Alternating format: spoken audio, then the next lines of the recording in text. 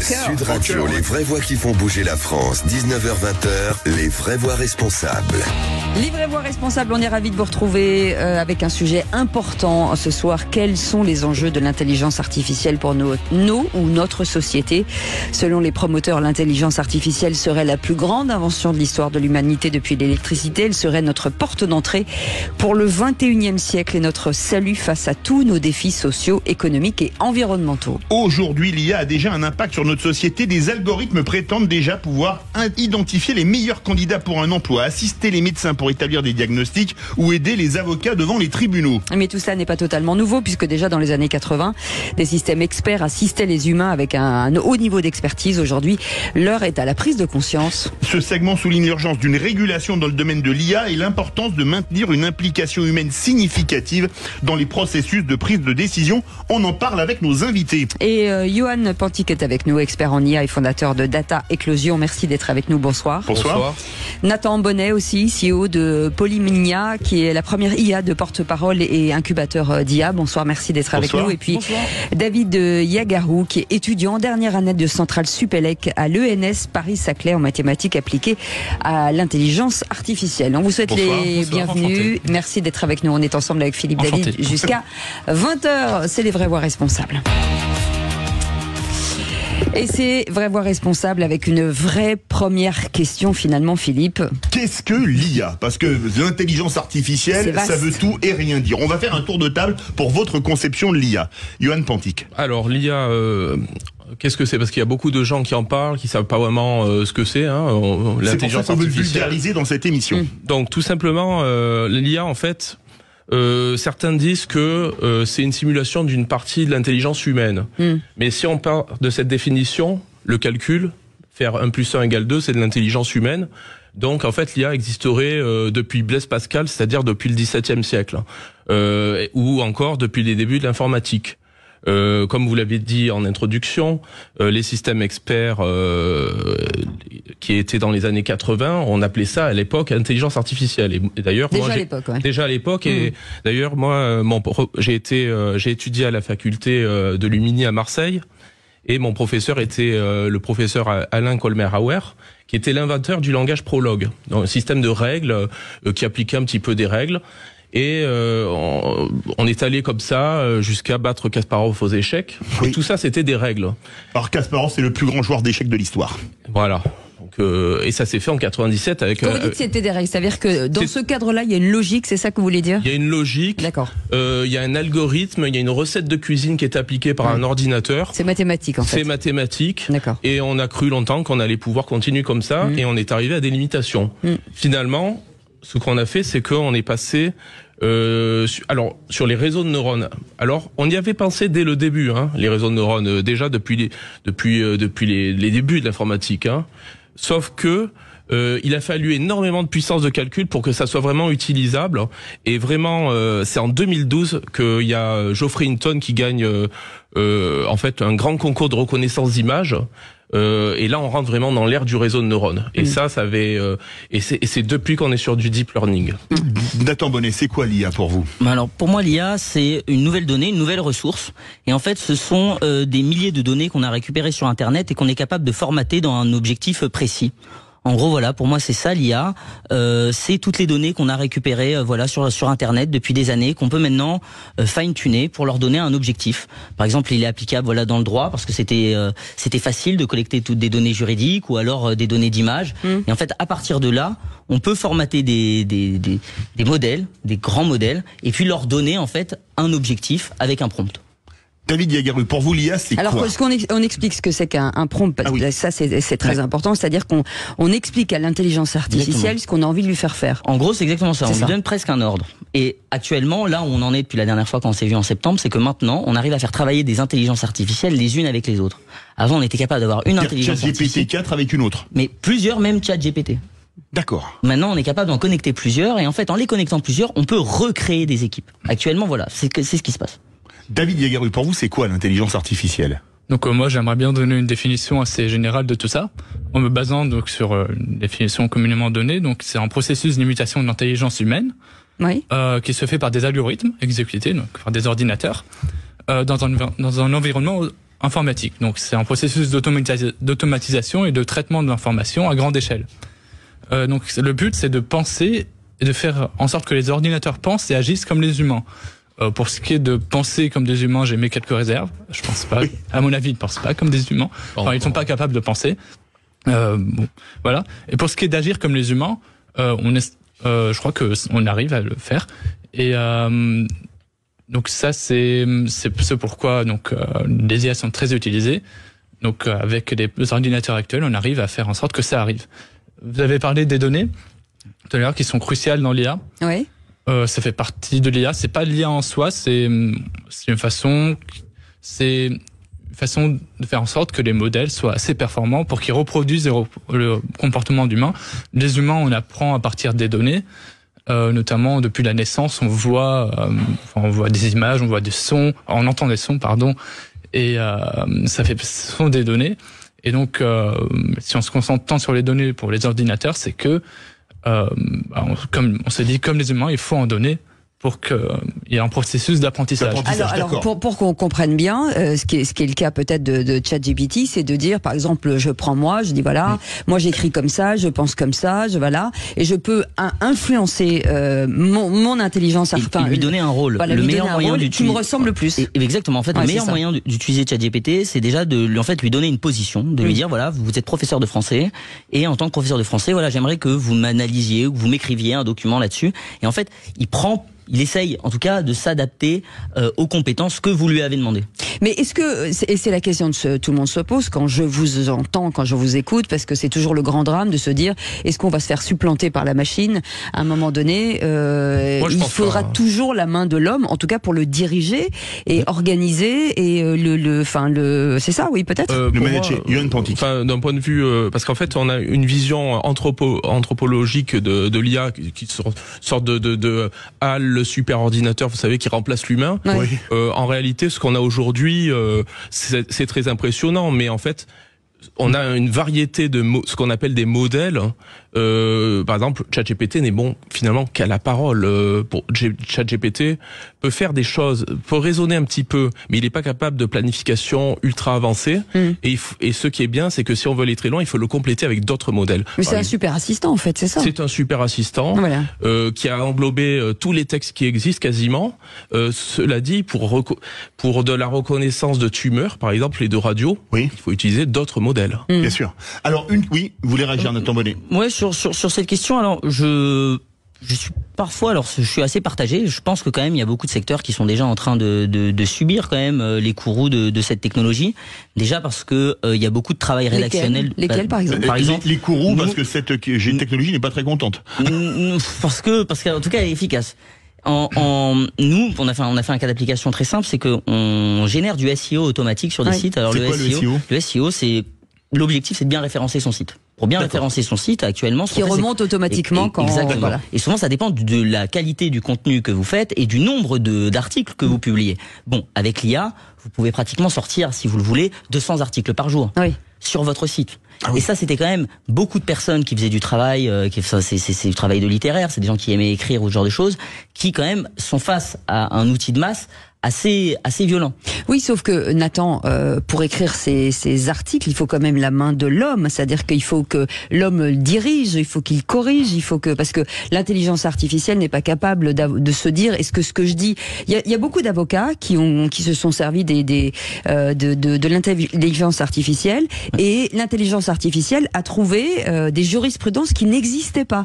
Donc il faut bien vérifier tout ça derrière. Donc la main de l'homme est obligatoire. Mais ça, c'est parce que déjà les modèles étaient mal entraînés. C'est-à-dire sur des modèles, c'est-à-dire que les modèles qu'ils ont utilisés étaient pas les bons. Par exemple, vraiment, vous allez, c'est le cas d'un avocat en Italie, par exemple, où il y a eu une plaidoirie qui a été catastrophique parce que c'est une jurisprudence qui n'existait pas. De toute manière, il faut toujours se relire, surtout sur des choses aussi importantes que l'aspect juridique. Là où je rejoins Yoann, c'est qu'effectivement, on fera toujours confiance plus à un être humain, surtout sur des questions d'importance comme son droit vitale. Donc les gens ne feront pas sur des choses aussi essentielles confiance qu'à l'intelligence artificielle. Par contre, je suis sûr, il y a beaucoup d'avocats qui l'utilisent, et parce que nous, avec Good Legal, qui est un produit d'un de mes associés, on a découvert quand même qu'il y avait beaucoup de cabinets d'avocats qui l'utilisaient parce que ça permettait de faire gagner du temps. Bien sûr. Ouais. Mais il y aura toujours la main de l'homme, c'est ce que je vous dis. Il faudra toujours des avocats pour discuter avec. Me permet de tempérer parce que effectivement, ce qui se passe, c'est qu'il y aura peut-être moins besoin de la main de l'homme au fur et à mesure que les modèles vont se raffiner. Voilà. Cela dit, oui, enfin c'est pas un ordinateur qui va plaider. Non. Bah, donc il faudra toujours la main de l'homme. Voilà, il faut la main. Mais est-ce que cette main de l'homme se rétrécit? Enfin, est-ce que le temps d'intervention a tendance à se rétrécir? David Yagaru. Bah, sur cette question, je pense surtout que l'IA, elle tend à supprimer des tâches, pas des métiers en entier globalement. C'est ça. Et donc la main de l'homme. Ah, il est bien ce petit, voilà. Donc la main de l'homme, elle sera nécessaire en fait, au moins même si au moins quelque part il faudra piloter ces modèles d'IA parce que on peut pas leur faire confiance à 100% sur un processus entier qui soit pas piloté par un humain. Et justement, il y a tout un défi pour notre société d'apprendre à travailler avec les IA, de piloter justement ces IA. Et c'est un challenge. Exemple pour l'avocat, il va faire sortir par de l'IA 10 jurisprudences dans des procès équivalents, et lui après il va faire le tri. Bon là il y a une connerie, là c'est bon, tiens celle-là je peux l'utiliser parce que c'est pile mon client. Mais le travail sera dégrossi, plus par une secrétaire juridique, mais par une IA. Ou par des stagiaires, mais pour revenir aussi sur les stagiaires. Mais c'est souvent ça. En droit, les stagiaires sont en souffrance. Et c'est pour ça que la main experte, elle reste de l'humain. C'est l'humain, la main experte qui va dire comment entraîner le modèle, notamment. Les médecins pour entraîner le modèle d'IA, ils servent énormément. Ils discutent avec les AI engineers pour justement entraîner. C'est toujours très important. Allez, on fait une petite pause. On revient dans quelques instants. Cette intelligence artificielle, et on verra quels sont les domaines où on l'utilise le plus et qui forcément elle est bénéfique. On parle beaucoup de la santé, du diagnostic par exemple. On en parle dans un instant. À tout de suite. Sud Radio, votre sable.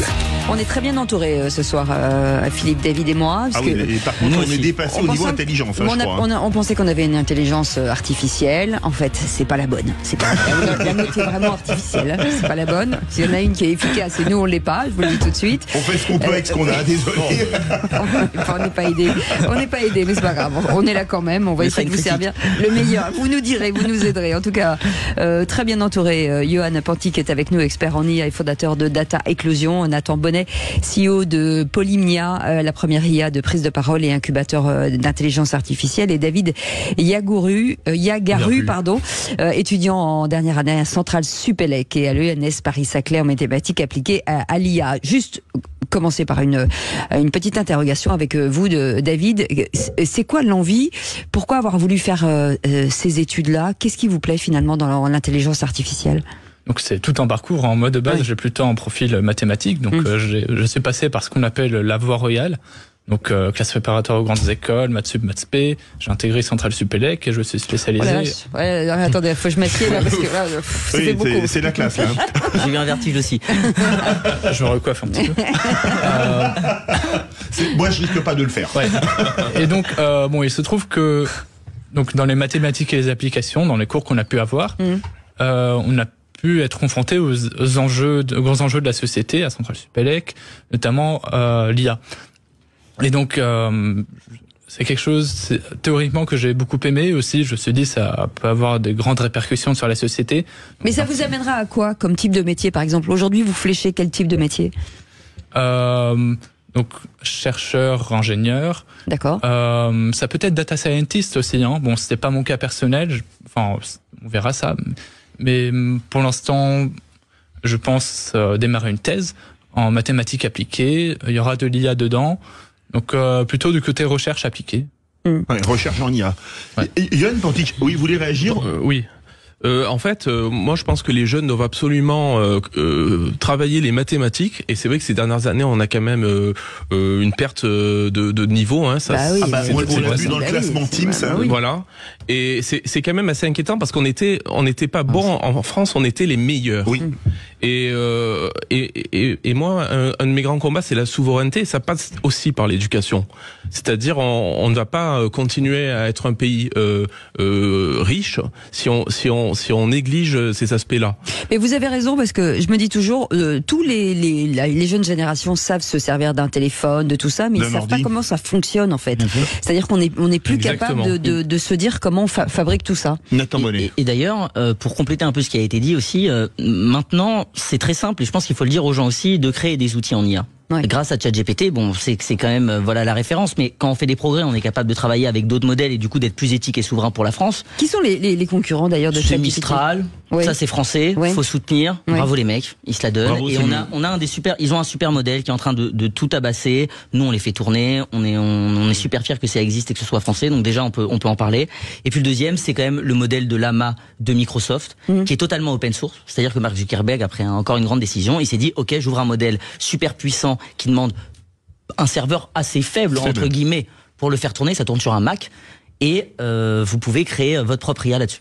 Et ça, c'est quand même assez remarquable. Et ce que je voulais juste dire, c'est que quand même, on est à une période où moi, dans notre incubateur, j'ai récupéré des gens qui étaient vraiment pas formés, très loin du monde éducatif. On aime bien aussi faire ça chez Polynia, prendre des gens qui sont très loin de l'emploi, ce genre de choses. Et avec juste ChatGPT, on a réussi à leur créer des business avec des revenus. Parce qu'en fait, les experts vont prendre le contrôle. C'est-à-dire que si vous êtes expert dans un domaine et que vous êtes capable de prompter du coup cette IA, après avoir échangé par exemple 1500 fois avec ChatGPT, vous pouvez créer de la valeur. Alors, je voudrais poser une question qui va peut-être vous laisser rêveur. Est-ce qu'un jour, pas à horizon 5 ans, mais 10 ans, 20 ans, 30 ans, on pourrait avoir une IA qui crée un nouveau vaccin? Je prends un exemple, ça fait 41 ans qu'on a découvert le virus du sida et on n'a toujours pas de vaccin, ou faire, après en imprimante 3D, un cœur artificiel comme celui qui n'avait pas marché sur Barney Clark. Est-ce que c'est envisageable? Mais c'est même pas dans 20 ans, c'est déjà le cas en fait. Ouais. Oui, mais on n'a pas encore fait de cœur artificiel ou de vaccin en IA. Attendez, le vaccin contre le Covid, il y a de l'IA là. Ah oui, il y a de l'IA dans le... On l'aurait pas sorti si vite si on n'avait pas utilisé du machine learning. Ah bah là, vous m'apprenez une chose. Mais c'est le cas Alors pour que nos auditeurs comprennent, ce qu'on appelle le machine learning, c'est important de l'expliquer. Machine learning, c'est l'apprentissage machine en français, et c'est ce que je disais tout à l'heure, c'est-à-dire c'est la vraie IA selon moi, c'est-à-dire vraiment la capacité à une machine à apprendre des choses. Donc on va pouvoir traiter une quantité astronomique de données, chose qu'avant on ne pouvait pas du tout faire, et on va pouvoir trouver des signaux faibles dans du bruit. Par exemple, imaginez un ciel étoilé avec des milliards d'étoiles. Vous allez pouvoir repérer des étoiles très particulières, peut-être 2 étoiles sur des milliards. Imaginez si un humain devait regarder des millions de photos, une par une. En fait, quand je vous écoute, c'est l'homme augmenté finalement, l'intelligence artificielle, parce que c'est la base de ce que l'homme pourrait faire, vitesse année-lumière. 3000%, vitesse de la lumière. C'est vrai que ça va vite. Après, je pense que sur les modèles que vous venez d'évoquer, les modèles scientifiques, ça va prendre des années aussi à se perfectionner en fait, parce que on autorise aussi moins l'hallucination, comme on dit, qui est important dans l'intelligence artificielle, dans ces secteurs-là. Donc c'est pour ça qu'on voit pas très bien aussi les effets actuellement, mais il y en a vraiment partout. Beaucoup d'hôpitaux sont déjà dotés de tout ça. Mais ce qui est important, c'est, je le disais tout à l'heure, c'est le diagnostic médical. C'est-à-dire l'intelligence est capable d'aller chercher dans des fichiers dans le monde entier, ce que peut malheureusement pas faire un médecin généraliste, par exemple, David. Donc oui, l'intelligence artificielle, les modèles qui sont utilisés sont très efficaces quand ils sont bien faits, et ils sont capables de faire des choses énormes, comme vous avez dit, détecter 2 étoiles sur au milieu d'un milliard, quoi. Exactement. Après, il faut toujours qu'elle soit supervisée par des humains, évidemment, mais c'est toujours très puissant. Pour ce qui est du vaccin, je ne saurais pas me positionner sur la capacité de l'IA à le faire dans. J'ai pris l'exemple du sida, c'était un exemple parmi d'autres. C'est tout à fait. Je pense que c'est possible, mais on n'est pas des experts, donc c'est capable de faire des choses fantastiques, oui. Donc et c'est aussi quelque chose à réguler dans le sens où ça peut, en fonction des applications, il y a un énorme potentiel, et ce potentiel il peut être utilisé dans beaucoup de directions différentes, et donc ça peut être aussi dangereux. Donc c'est surtout au niveau des applications qu'on parle de dangerosité.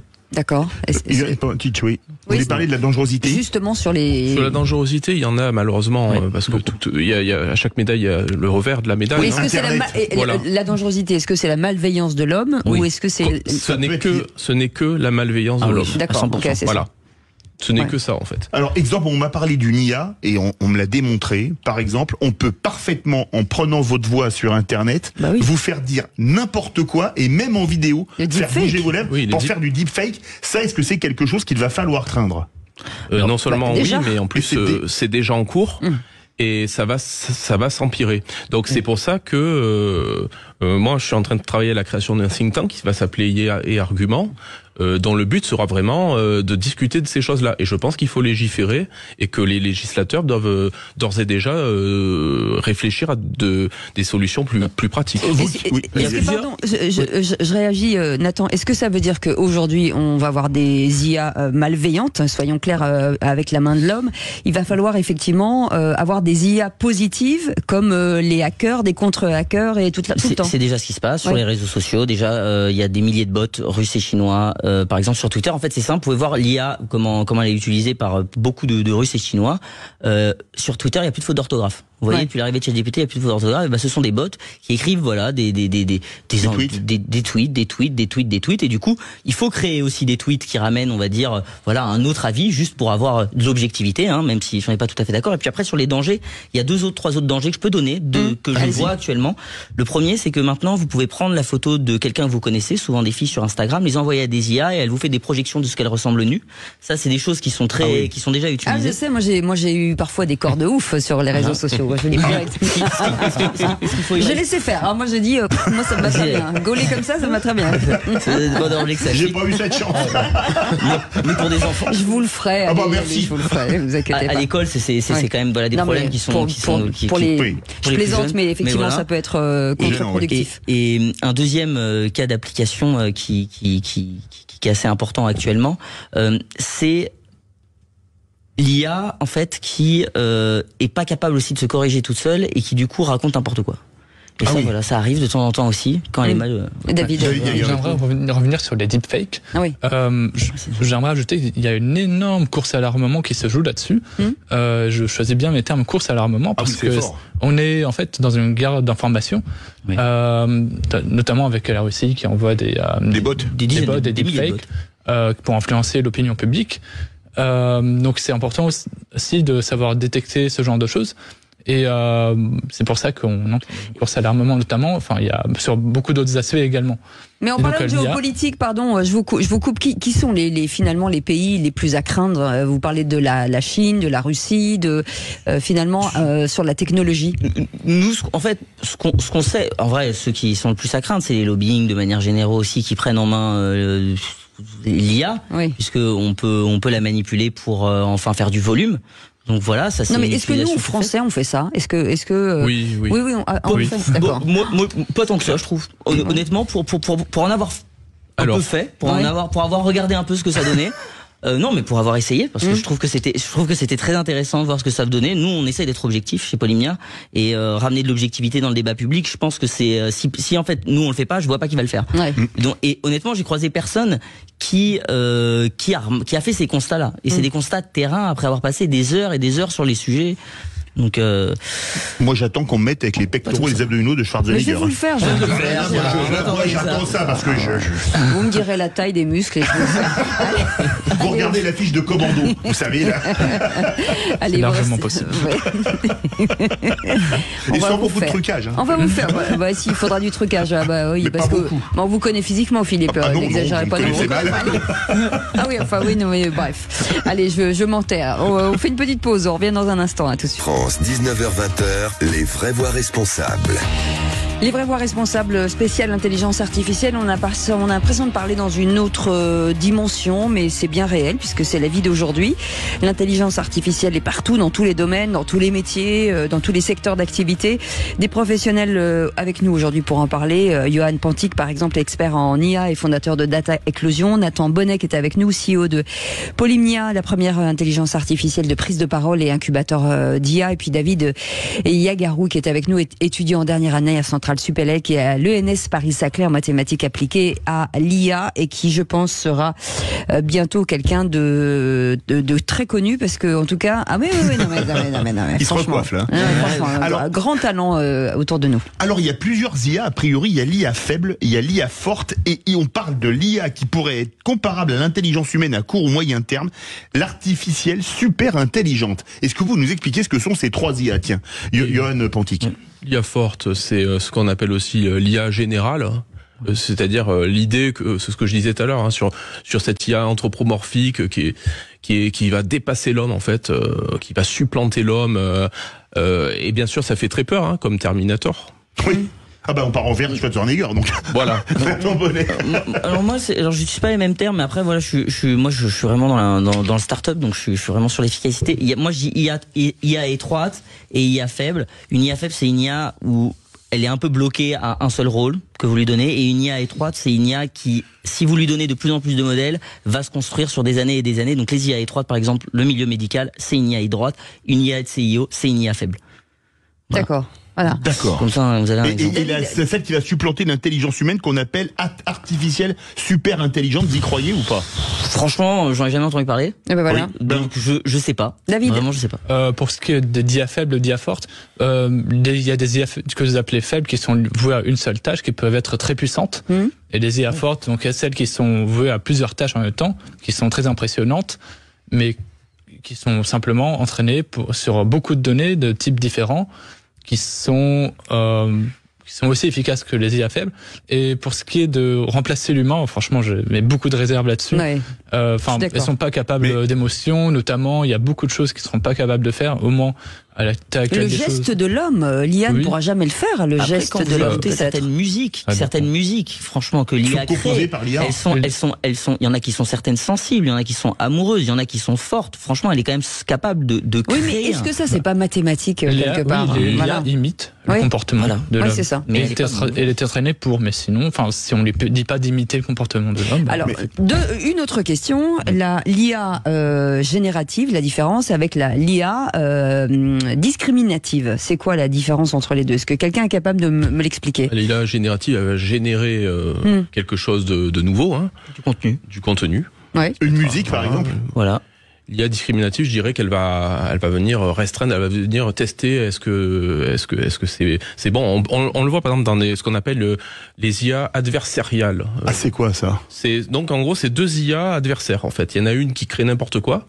Oui. Et l'autre qui va tester si l'autre IA dit la vérité, et on l'utilise pour la génération d'images. Par exemple, une va créer un chat avec 18 pattes, et l'autre il va dire non, ça c'est pas un chat. Ouais. Il va enlever des pattes, et dès qu'on a 4 pattes, c'est bon, ça ressemble un peu plus à un chat.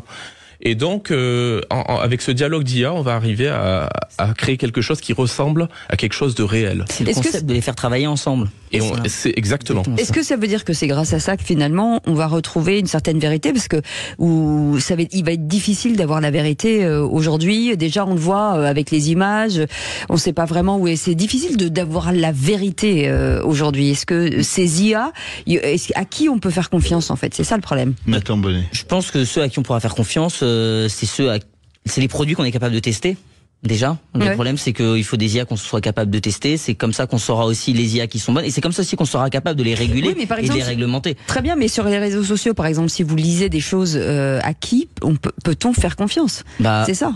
Honnêtement, lisez moins de commentaires, ou en tout cas portez moins d'intention à ce qui est écrit sur les commentaires, ça c'est sûr. Mais c'est aussi là, pour revenir à ce que c'était dit le 23 septembre, parce que je me suis dit qu'il fallait absolument que je vous dise ça. Vous voyez comme quoi le travail de journaliste, il va rester essentiel, il va devenir encore plus important, parce que c'est l'investigation, c'est ce que vous êtes en train de faire, c'est d'essayer de prendre des gens qui sont un peu plus avancés sur le sujet pour en parler, faire de la sensibilisation, qui va nous faire avancer sur ces points-là. Pour l'instant, c'est encore un peu, il n'y a pas de réglementation parce qu'on ne sait pas encore comment faut la réguler, parce qu'on n'a pas encore touché l'extrémisme des problèmes que peut nous ramener l'IA. Et pour l'instant, en vrai aussi, un peu quand même, non, sur certains points, non? Sur les points qu'on vous a dit tout à l'heure. Oui. Mais il y en a pas non plus encore tant que ça. David, moi, on m'a pas dit, je l'ai vu.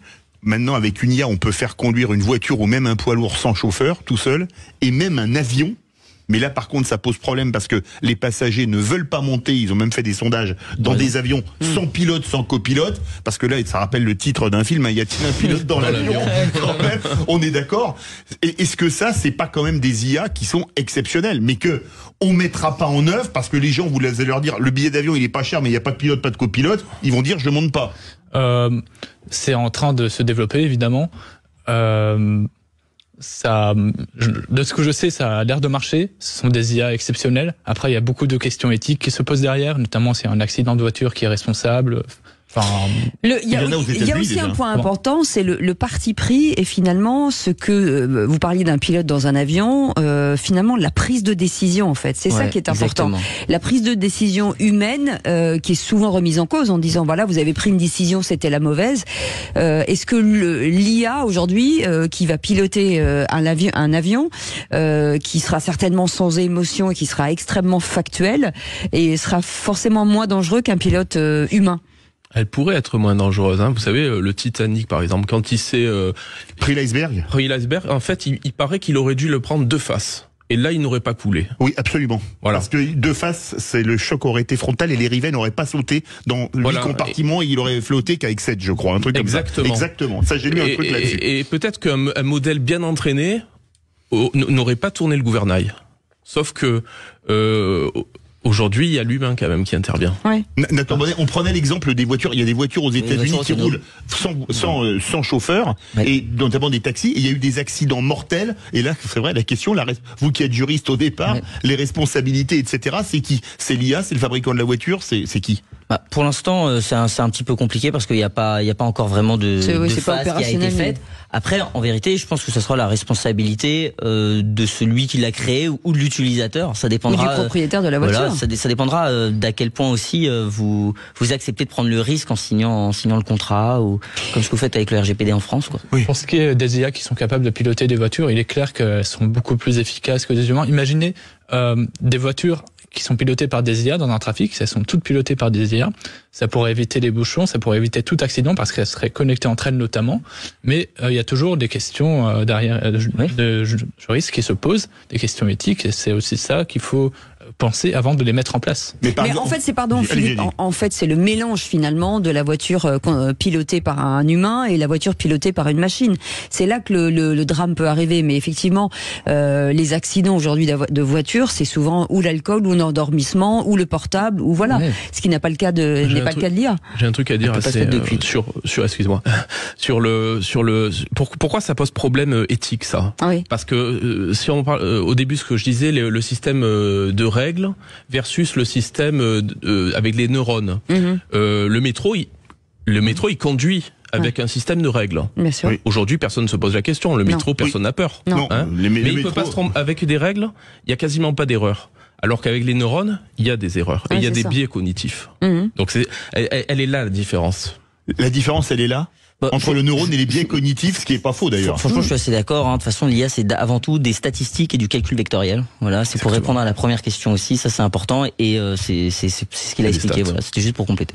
Mais ça a aussi un intérêt sur des métiers à forte pénibilité où les erreurs. On voit aussi dans le bâtiment qu'on utilise l'intelligence artificielle, c'est-à-dire qu'il n'y a pas de déchets, c'est-à-dire qu'on sait exactement la dimension du mur, ce qu'on va mettre comme produit. On est vraiment sur la restauration aussi, par exemple. Il y a des grands groupes qui utilisent des IA pour pas faire de gaspillage, pour savoir exactement ce qu'il faut amener en réserve le matin dans la boutique parce que c'est ça qui sera consommé. C'est pas mal quand même ça aussi, ce genre de projet. Ils font de l'anticipation. Dans les laboratoires de recherche, la recherche en IA, elle a besoin de quoi, David Yagaru?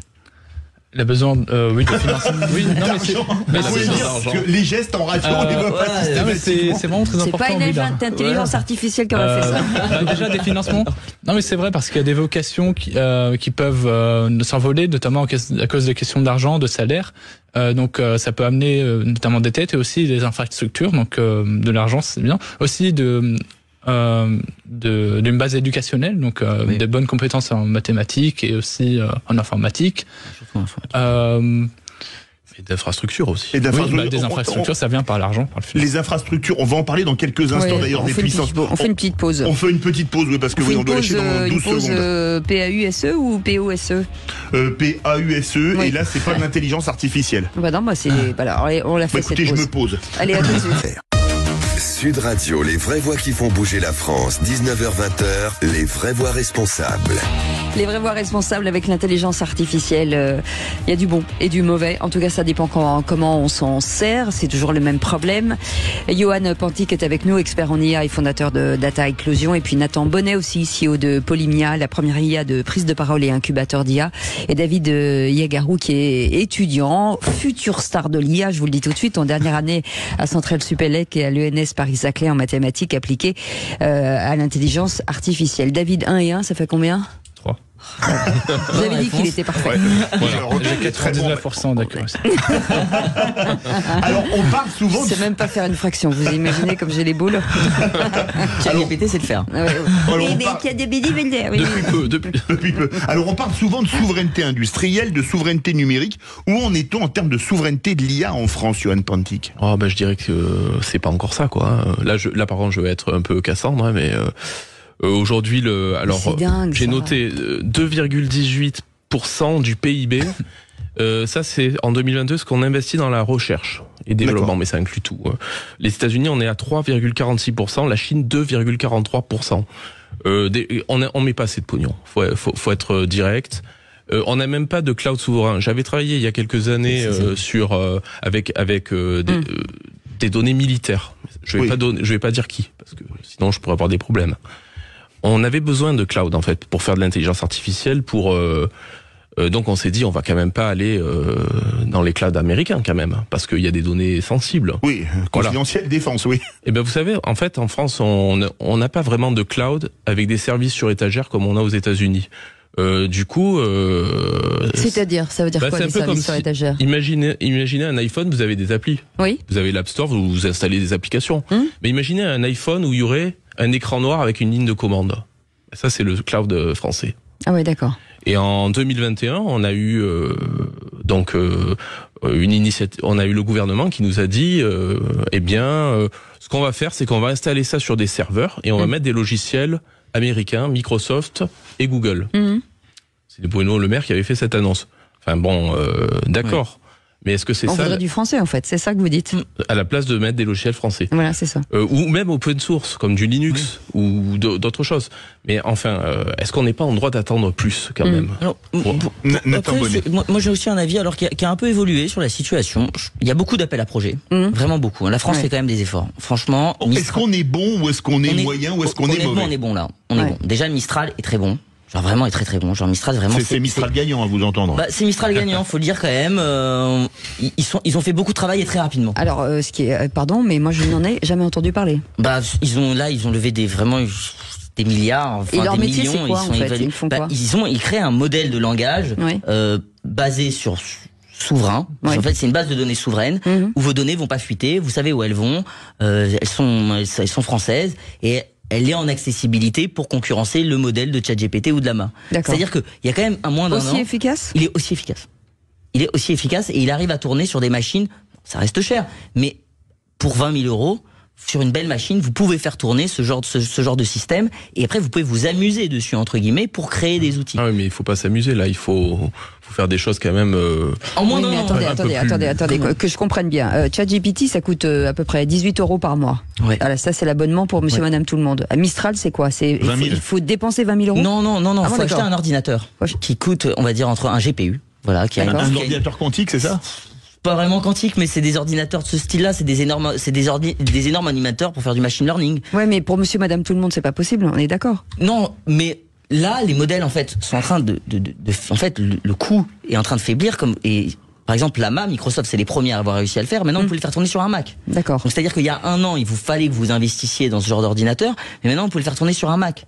Et ça, ce sont quand même des produits qui sont faits derrière pour dégager du gain et pour être compétitifs à l'international. Mistral, c'est un outil qui est normalement pour notre souveraineté et pour qu'on puisse créer des outils. On n'arrive pas trop tard ? Non, je pense pas. D'accord. Non. David Yagarou, vous qui êtes en pointe avec les dernières recherches en labo, etc. Est-ce qu'on est bon, les Français ? On est moyen, peut mieux faire On est bon, on a de la créativité, on a des têtes. Regardez-moi, regardez. Après, il faut plus d'infrastructures pour faire ça à grande échelle. Radio. Il faudrait plus d'infrastructures, de ce que je sais. Enfin bon, je suis pas directement dans le métier, mais si on regarde, si on compare notamment aux États-Unis, je prends directement l'exemple extrême. Mais par exemple, ils ont Amazon. Bon, on n'a pas de telle entreprise. On peut pas faire ça à grande échelle. On a des super produits. Mistral, c'est la concurrence ChatGPT, mais à côté, dans de grandes entreprises comme Amazon ou OpenAI, ils font ça, ils font 10 modèles de ce type-là. Mais ils sont beaucoup plus avancés que nous. David, soyons francs. Demain, vous êtes diplômé. Est-ce que vous restez travailler en France ou est-ce que vous partez comme toutes les grandes stars françaises dans la Silicon Valley? C'est vache.